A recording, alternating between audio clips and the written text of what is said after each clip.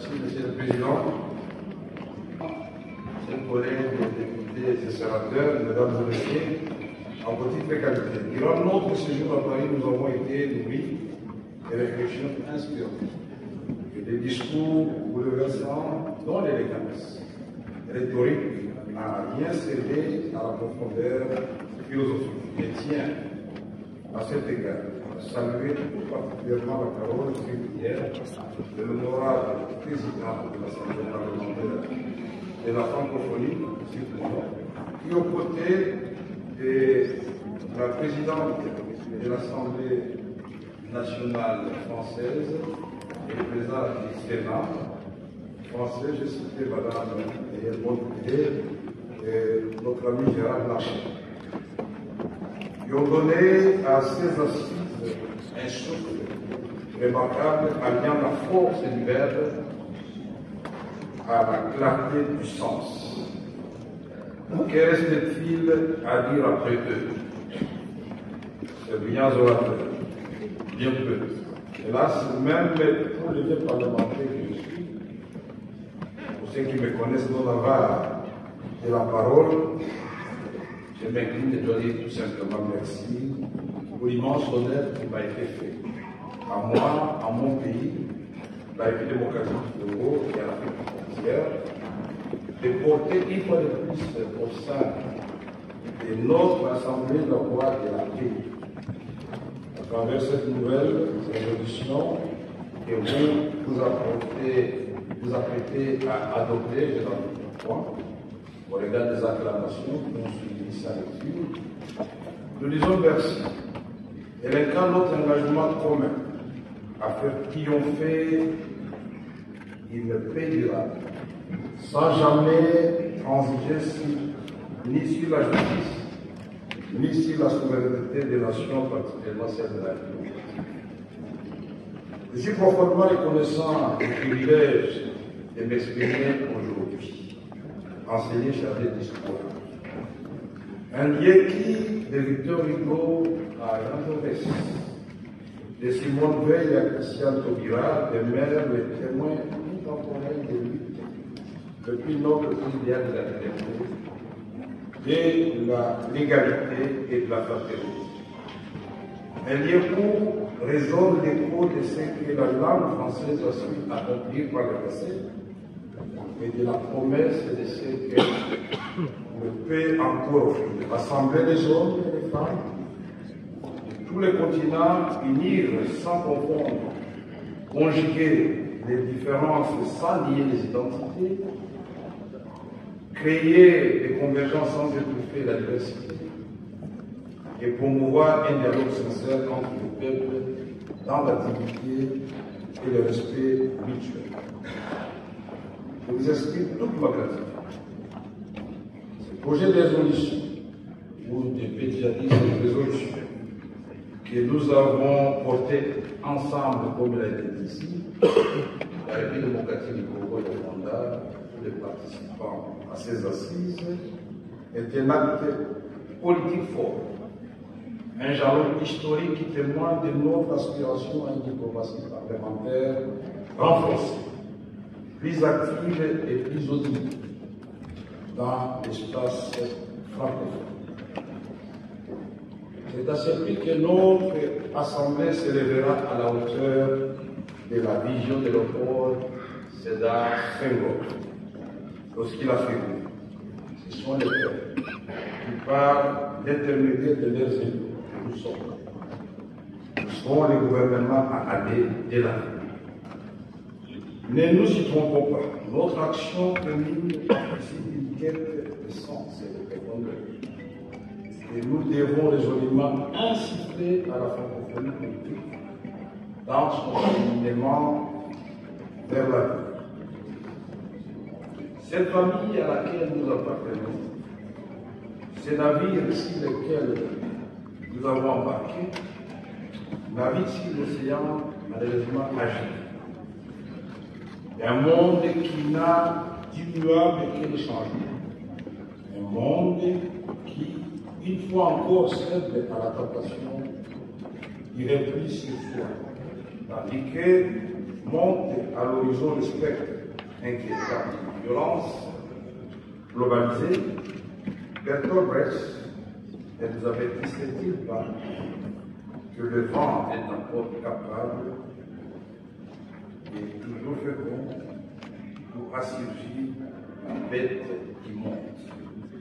L'angoisse des naufrages annonce politique, militaire, économique, humanitaire, climatique, écologique et même numérique contraste pourtant avec notre capacité collective à imaginer un autre état, un futur meilleur pour tous.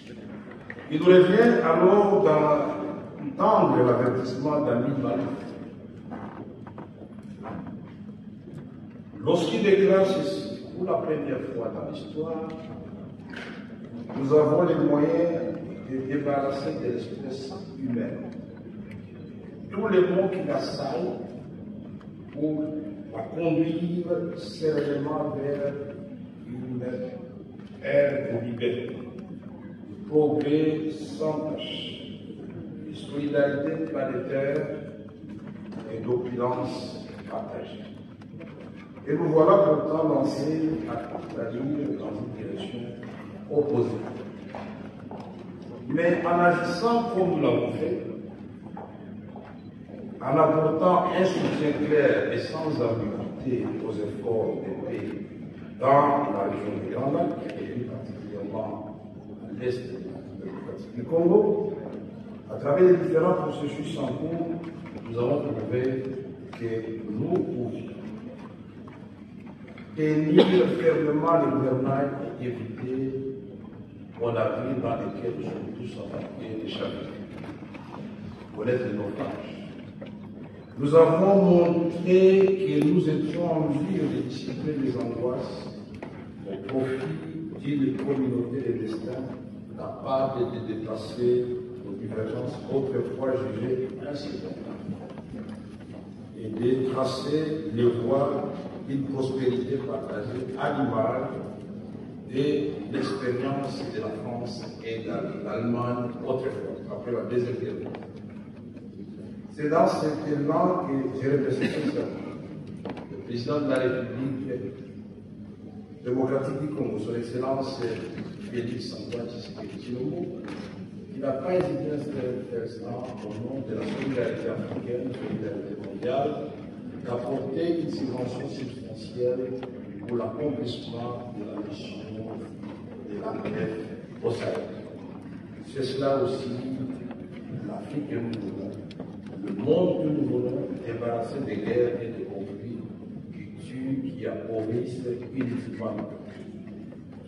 À ce propos, j'ai souligné que la République démocratique du Congo et le Rwanda sont condamnés par l'histoire et la géographie de vivre en bonne attente.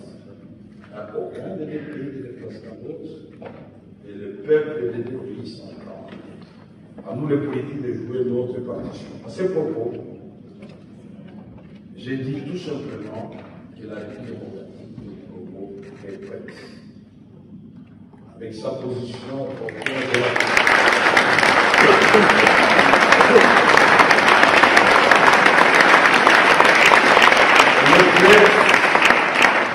il est prêt à faire la paix avec son voisin, le Rwanda. Il est prêt avec sa jeunesse, ces femmes engagées pour la paix et le développement, ces femmes qui sont les premières victimes de cette guerre injuste qui nous est posée à l'est de la République. Pardonnez.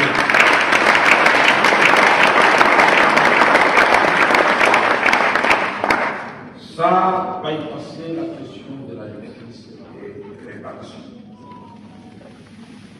La République démocratique du Congo a 9 voisins. Nous voulons dire ici et maintenant, à la demande du président du Congo, que nous voulons renforcer nos liens naturels, coopération, cohabitation pacifique dans cet espace que Dieu doit nous promettre, avec la République du Congo, avec Centrafrique, avec le Sud-Soudan, avec l'Ouganda, le Rwanda, la Zambie, la Tanzanie, l'Angola. Ceci sera bénéfique à tout le monde. Aujourd'hui, le monde fait face à d'autres défis. La pauvreté, le changement climatique, la crise énergétique. Qui dans cette salle peut dire aujourd'hui la démocratie la transition énergétique? Nous devions tous protéger ce pays, de trouver la paix pour que nous puissions trouver du pain pour les enfants du Congo, les enfants du Rwanda, les enfants de l'Afrique et les enfants du monde. Je conclurai en affirmant que l'engagement de l'APF sur la question congolaise devra se poursuivre en exploitant toutes les opportunités possibles avec l'implication des jeunes et des femmes pour apporter une valeur ajoutée significative à la dynamique en cours visant le retour d'une paix juste, durable et inclusive, ainsi que le rétablissement de l'intégrité territoriale de la République démocratique du Congo, mon pays aujourd'hui fortement compromis. La question humanitaire devra aussi faire l'objet d'une attention particulière pour penser le plus les familles endeuillées et restaurer dans leur dignité, même les millions d'hommes, de femmes et d'enfants déplacés internes et réfugiés. Accent Sana, c'est en Swahili, du Congo. Matondo Mingi, c'est en Congo, du Congo. Twasakilila, en République démocratique du Congo. Et pour l'espace francophone, je vous remercie.